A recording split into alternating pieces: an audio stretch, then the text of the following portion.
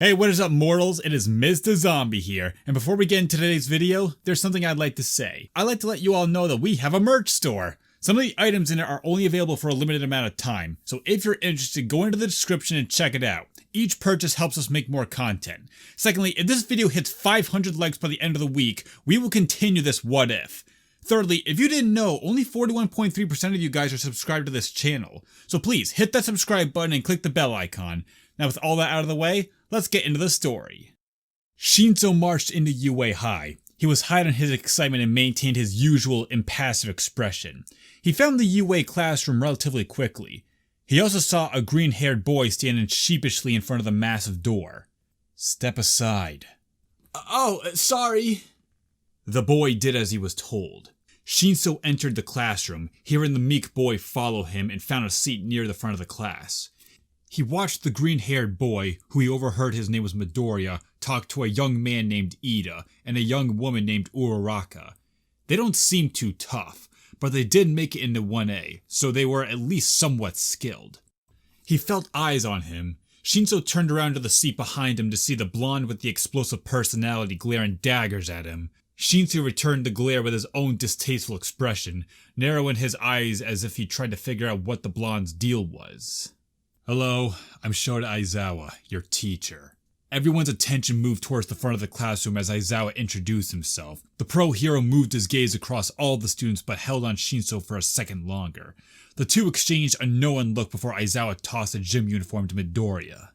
"Put these on, we got work to do." Class 1A was brought to the PE grounds. Aizawa explained that they'll be doing a standardized physical fitness test with permission to use their quirks in order to get baseline data, with the threat of the person who ended up at the bottom of the list getting expelled, and that fear solidified in the hearts of most of the students. The tests went underway. With what he knew about his mentor, Shinso could deduce that the high stakes were a tactical deception in order to push everyone to their limits. Shinso didn't need such motivation. Shinso wasn't able to beat those with physically enhanced quirks like Ida's speed or Shoji's strength, but his marks were significantly better than what he got in middle school. Shinso watched his classmates. There was something odd that he noticed about Midoriya. He seemed to be holding back. The expulsion threat is a ruse, but not everyone knows that. Why would he hold back? Shinso thought while stepping into the ball throw circle. He put his thoughts aside and threw the ball. 97.3 meters. The slightest hint of a smile came across Aizawa's face. Shinso returned to stand near his classmates, hearing them murmur. He ignored their conversation and watched Midoriya step into the circle. "The nerd's gonna fail. He doesn't have what it takes without a quirk." "What are you talking about?" Shinso started to eavesdrop on Bakugo and Ida's conversation. "Didn't you hear what he did to the giant robot in the entrance exam?" Shinso gave a curious look to the green-haired boy getting talked down by Aizawa. Some things just weren't connecting. Someone who doesn't have a quirk doing something that only someone with a quirk could do? That just didn't seem possible. Midoriya threw the ball, breaking his finger and just edging out Bakugo's score in the process. Shinso found it impressive, but also confusing that there would be a quirk that would force the user to break their body. "Deku, you bastard!" Bakugo rushed at Midoriya, threatening to kill him. Shinso couldn't help but smile when the explosive boy got restrained by Aizawa's capture tool. He knew it would happen, it was just a matter of when. After the results of the assessment and the logical deception are revealed, everyone is dismissed. Throughout the day, Shinso was bothered by a different blonde, one with a black bolt in his hair. Shinso tried to ignore him. He wasn't here at school to make friends. "I am here! Coming through the door like a hero!" As amazing as All Might was, Shinso wasn't too fond of his bolterous persona. The number one hero announced that the class would be doing hero training. He pressed a button and 5 panels emerged from the walls, each with 4 briefcases inside. "These are your hero clothes that were made based on the measurements and designs you had sent in. Get them on and let's get going!"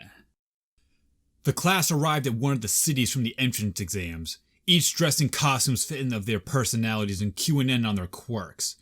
Shinso's costume was a simple midnight purple colored top and pants with a utility belt. Within the pouches of the belt contained a tiny arsenal of useful tools like caltrops, tiny smoke pellets, a pad of paper, and a pen. He also had a mask on the lower half of his face and a pair of gloves with small studs on the knuckles. Whoa!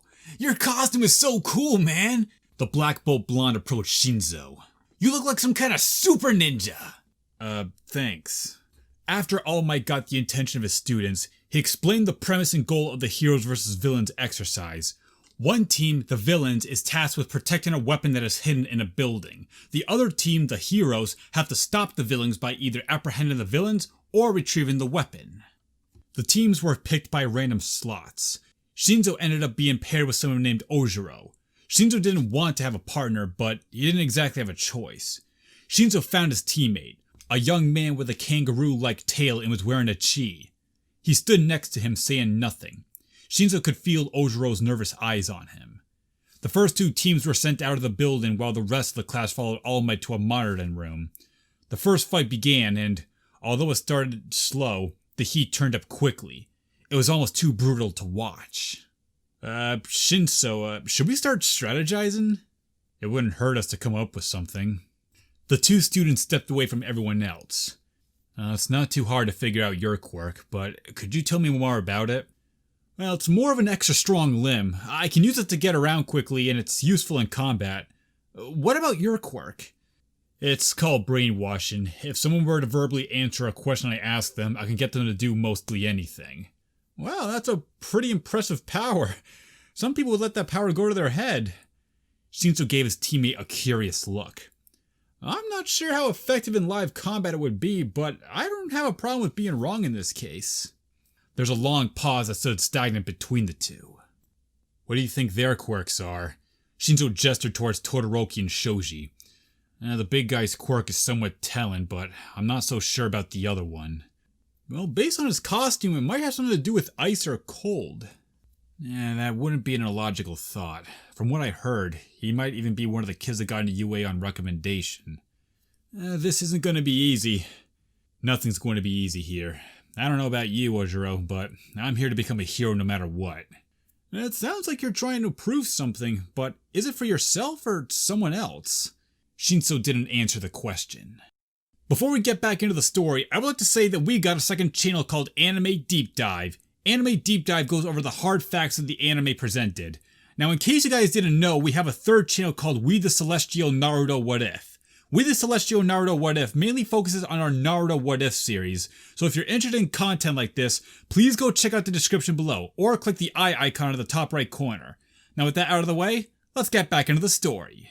The first fight ended with Bakugo and Ida losing, but Midoriya and Uraraka were the ones that were out of commission. It was Shinso's and Ojiro's turn now. They entered the building and found the weapon. Fake, of course. That stood in the middle of the mostly empty room. The two didn't exactly have a solid plan laid out, more of a set of guidelines.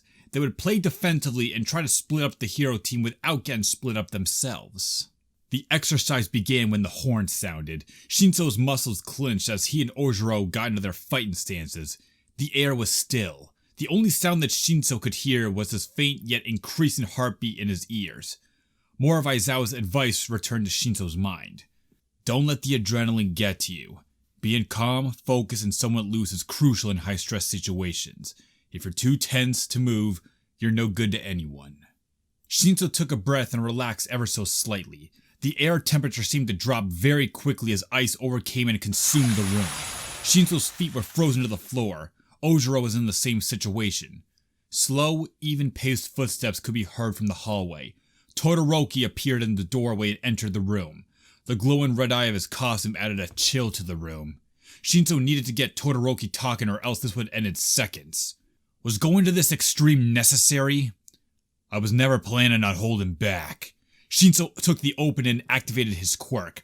Todoroki's invisible eye became glazed over and seemingly snowblind as he stopped moving. Shinso smiled under his mask, quietly sighing in relief. Ojiro just stood at his frozen spot, dumbfounded. Get rid of the ice if you're able to. Todoroki knelt down and placed his right hand on the floor. A warming sensation came over the room.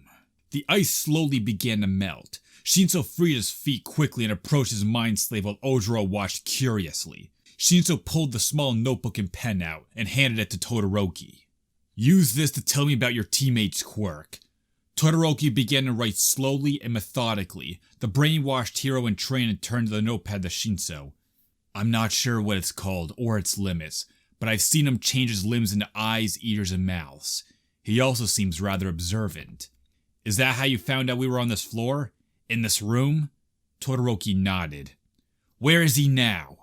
Todoroki began to write down. I told him to wait outside the building so he couldn't get caught up in my ice attack. Shinso turned to Ojiro. Anything else we need to know? Well, I can't think of anything. Shinso returned his attention to Todoroki. Go to sleep for 10 minutes. Todoroki collapsed, dropping the notebook. Shinso caught him and laid the unconscious teen on the ground before tying him up with the capture tape and collecting his things. Shinso moved closer to Ojiro and started to speak quietly. If this Shoji guy has the equivalent of superhero, he probably already knows that his teammate's down. Or he'll simply notice something's off when he gets no response from the communicator. Ojiro also spoke in a hushed voice. Right. Let's get down there and confront him. We might be able to take him down or simply distract him enough to run out the clock. Ojiro nodded and the two left the room as stealthily as possible. They moved around the halls, clearing out each floor before continuing down the building. They made it to the second floor before Shinso gave an order for Ojiro to stop. Shinso peeked around the corner and saw Shoji. The multi-armed teen was looking and listening around this quirk. Shinso ducked behind the corner before he could be seen.